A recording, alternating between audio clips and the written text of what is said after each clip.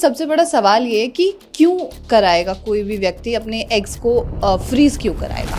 Egg freezing को लेकर क्या एक सही उम्र होती है और एग फ्रीजिंग का प्रोसेस क्या है और क्या ये प्रोसेस जो है पूरी तरीके से सेफ होता है? आजकल की इस व्यस्तता भरी लाइफस्टाइल में जहां आप एक तरफ अपने करियर की तरफ ध्यान दे रहे हैं, आप अपने काम की तरफ ध्यान दे रहे हैं, वहीं पर दूसरी तरफ एक लाइफ का जो पर्सनल लाइफ का एक पैटर्न होता है, बायोलॉजिकल क्लॉक, वो भी कहीं ना कहीं आपका डिक्रीज होना शुरू हो जाता है। आपकी एज जैसे जैसे बढ़ती है, आपके जो प्रेगनेंसी या कंसीविंग की एज है वो भी धीरे धीरे घटने लग जाती है। और इसका क्या इलाज है, आखिर इसका क्या तरीका है कि आपके बायोलॉजिकल क्लॉक निकल जाने के बावजूद भी या फर्टिलिटी के जो रेट्स हैं या चांसेस कम होने के बावजूद भी आप कंसीव कर सकते हैं, इसके तरीके के बारे में आज हम बात करने वाले हैं। दरअसल हम एग फ्रीजिंग को लेकर बात कर रहे हैं। हमारे साथ आज हमारी गेस्ट मौजूद होंगी डॉक्टर ऋचा शर्मा, जो कि मिरेकल्स हेल्थ केयर में कार्यरत हैं और इन्हें 20+ ईयर्स का एक्सपीरियंस है। मैम ने कई फेलोशिप भी की हुई हैं रिप्रोडक्टिव मेडिसिन में। इसके बारे में हम मैम से जानकारी लेते हैं। Ma'am, first of all welcome. नमस्कार धन्यवाद, आपने मुझे निमंत्रण दिया एंड ये बड़ा एक अच्छा प्लेटफॉर्म है जिसके ज़रिए हम अपने पेशेंट्स को संपर्क कर सकते हैं, उनको एक इन्फॉर्मेशन दे सकते हैं, बिकॉज एक राइट इन्फॉर्मेशन बहुत ज़रूरी है रिगार्डिंग एग फ्रीजिंग। ये एक प्रक्रिया है जो आजकल काफ़ी चलन में है। इसके दौरान क्या है कि आप अपने जो एग्स हैं उनको फ्रीज कर सकते हैं। इसे हम फर्टिलिटी प्रिजर्वेशन भी कहते हैं कि जैसे मान लीजिए आप अभी प्रेगनेंसी प्लान नहीं करते किसी कारण से, मेडिकल रीज़न है या प्रोफेशनल रीज़न है, जैसे कैरियर ग्रोथ है आपकी, बिकॉज इंसान को सब कुछ देखना पड़ता है, बट जो हमारी बायोलॉजिकल क्लॉक है, जैसे कि आपने सही मेंशन किया, वो वेट नहीं करती। जैसे से उम्र बढ़ेगी, जो नंबर ऑफ एग्स की क्वालिटी एंड क्वांटिटी है वो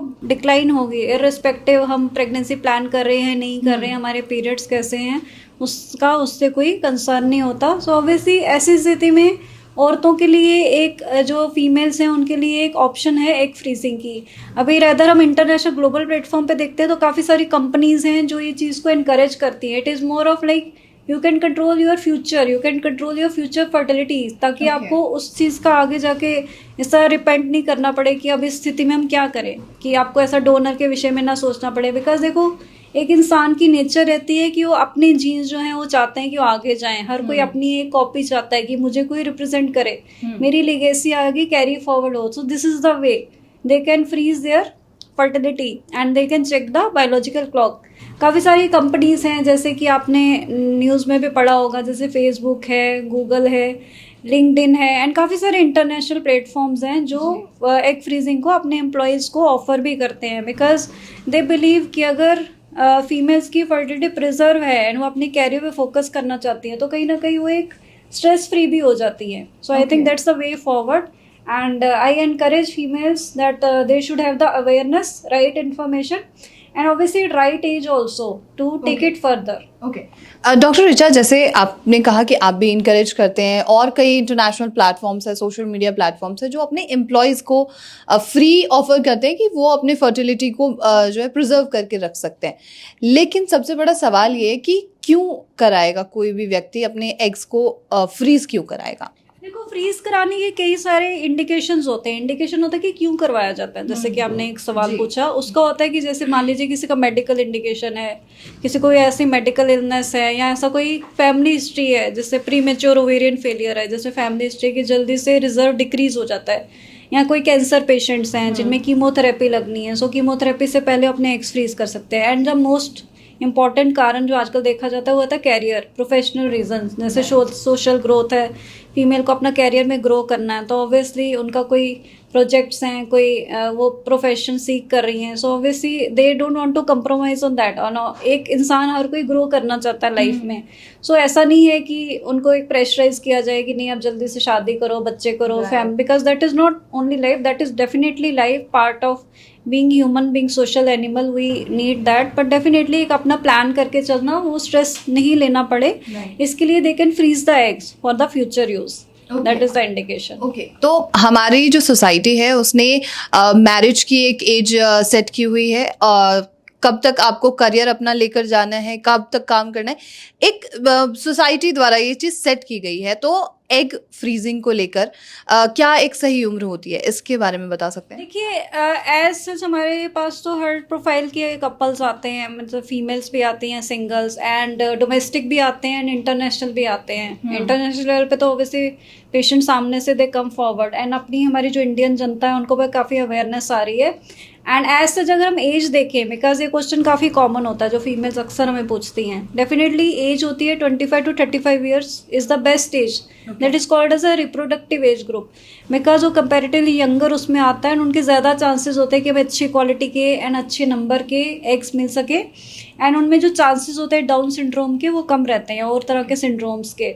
दूसरा एज सच कोई भी ऐसा ऑब्सोल्यूट नो नहीं होता कि अगर फीमेल एडवांस एज में आती है तो हम एग फ्रीजिंग नहीं करेंगे, but they have to understand कि उसकी इम्प्लीकेशंस और क्या हो सकती है। एक तो है कि सक्सेस रेट कम हो सकता है, दूसरा है कि हो सकता है क्वालिटी ऑफ एग्स कम हो, नंबर कम हो, फ्रीजिंग के लिए इतने सफिशिएंट एग्स नहीं हो एंड हो सकता है इंस्टेड ऑफ 1 साइकिल्स उनको 1 या 2 साइकिल्स के लिए जाना पड़े।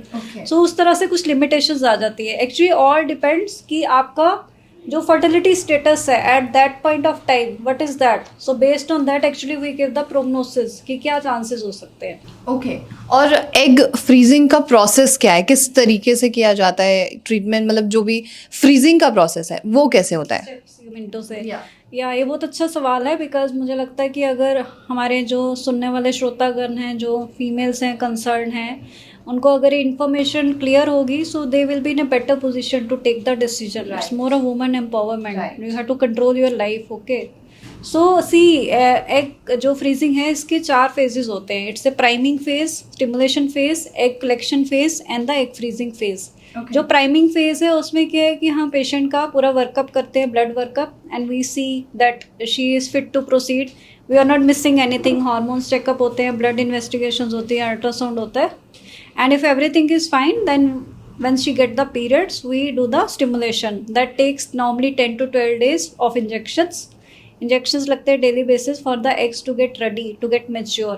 then the third step is the egg collection, means eggs को निकाला जाता है बेहोश करके under anesthesia ताकि आपको इसे कोई पेन नहीं होती है, बिकॉज ये भी एक फीमेल्स को कंसर्न होता है कि कहीं पेन तो नहीं होगी, सो ये बेहोश करके किया जाता है पूरा प्रोसेस। skilled hands में it hardly takes 10 to 15 minutes of the process, even sometimes 5 to 10 minutes। And जो भी एग्स निकाले जाते हैं उसका 4th प्रोसेस आ जाता है एग फ्रीजिंग का। उनमें से जो मैच्योर अच्छी क्वालिटी के एग्स हैं उनको हमारे साथ लैब में technical people are there with us, they are called as embryologist और the lab managers. Okay so then they will screen the eggs, they will see for the good quality and the mature eggs and those eggs they will freeze for the future use. And other question is that people often ask कि कितनी देर तक use कर सकते हो, कितनी देर तक freeze कर सकते हो। देखो basically that varies from country to country and law of land पे डिपेंड करता है। जैसे इंडिया में आप 5 ईयर्स तक फ्रीज कर सकते हो, बट मान लीजिए आपका कोई सिचुएशन इस तरह की आपको एक्सटेंड करना है, then you can put forward the request and it can be extended further, specially in the cancer patients. Okay और क्या ये प्रोसेस जो है पूरी तरीके से सेफ होता है? Yes, it's a safe process because see IVF it's a part of IVF only. Only difference is कि यहाँ पे हम sperm use नहीं कर रहे हैं, हम सिर्फ eggs को freeze कर रहे हैं। Because IVF को 44 years हो गए globally, so obviously so far it has been found to be safer because it involves the injections, injectable medicine जो temporary होती हैं, उनका ऐसा नहीं है कि आपकी बॉडी में कोई accumulate होगी, उनका effect सिर्फ 24 hours होता है। Once the effect is done, they get excreted. So it's a safe process. Okay. तो इस पूरे प्रोसेस को कितना टाइम लगता होगा, टाइम टेकिंग कितना है? See, time taking, if we talk about the actual process, it will take, you can say 15 to 18 days or maximum 21 days. Okay. 21 days के 18 to 21 days. Yes. Okay. और मतलब egg freezing का आपने बताया कि 5 years तक एग को हम यस मैक्सिमम है, बट आप जैसे कोई कम समय तक रखना चाहता है 6 months तक 1 year तक, सो हमारे यहाँ पे कंसेंट फॉर्म्स होते हैं। आप कोई भी हॉस्पिटल में ट्रीट करवाते हैं तो आपको कंसेंट फॉर्म्स साइन करने होते हैं, उनमें आपको रिटन इन्फॉर्म्ड इन्फॉर्मेशन दी जाती है। In that we mention for how many years you have to maintain that you want to, and अगर आप उसे एक्सटेंड करना चाहते हैं then it can be extended. Okay और अब सबसे इम्पॉर्टेंट क्वेश्चन पे आते हैं जो कोई भी व्यूअर पूछना चाहता होगा कि इसमें एक्सपेंसेस कितने होते होंगे, कितनी लागत आ सकती है, तो मिरेकल्स में इसके एक्सपेंसेस क्या हैं? देखिए एक्सपेंसेस एक्चुअली डिपेंड करता है कि पेशेंट का प्रोफाइल कैसा है, कितना डोजेज ऑफ मेडिसिन लगता है। ठीक है, ऑन एन एवरेज अगर हम मान के चले, रेंज मान के चले तो 1 to 1.5 maximum 2 lakhs, that depends actually ये पेशेंट को कितनी डोजेज लगती है, कोई एक्स्ट्रा इन्वेस्टिगेशंस तो नहीं है, but on an average you can say 1.5 तक आ जाता है। 1.5 तक आता है। अच्छा, अब मेरा सवाल आपसे ये होगा कि आप अभी मैंने जैसे पढ़ा है आपके बारे में कि 20 years of experience plus 20+ years of experience, तो आप किसी एक केस के बारे में मुझे बता सकते हैं? उनका नाम और आइडेंटिटी मत बताइए, बस उस पेशेंट के बारे में आप बता सकते हैं। हाँ, हमारे पास एक पेशेंट आई थी, तो उनका क्या था, उनका ब्रेस्ट कैंसर की हिस्ट्री थी and she was to be plan for the chemotherapy. So prior to that obviously we then counselled, she came with her parents, तो हमने पेशेंट और उनके जो पेरेंट्स उनको काउंसल किया कि इस तरह से बेटर है कि आप एग फ्रीजिंग के लिए जाएं, बिकॉज कीमोथेरेपी या और भी कुछ फर्दर एड ऑन थेरेपीज चलती हैं, उनका क्या इम्पैक्ट रहेगा फर्टिलिटी पे, that is something unpredictable. And generally ऐसा देखा गया है कि कैंसर थेरेपीज के बाद जनरली फर्टिलिटी डिक्लाइन हो जाती है। Then she underwent that egg freezing and she got decent number of eggs in 1 cycle itself. Rather और भी हमने किए हैं, कुछ एडवांस स्टेज पे भी हमारे पास आए थे। नीदरलैंड से एक पेशेंट आई थी, she was at advance stage, she was 40 years. We did not refuse because obviously as doctor we cannot refuse provided you have the eggs. हमें ज़्यादा एग्स तो नहीं मिले, उनके केस में 2 ही मिले थे, but then she repeated that she is planning for the second cycle. Okay. तो मतलब ये पेशेंट्स अभी मतलब हैं उनके एग्स? Yes.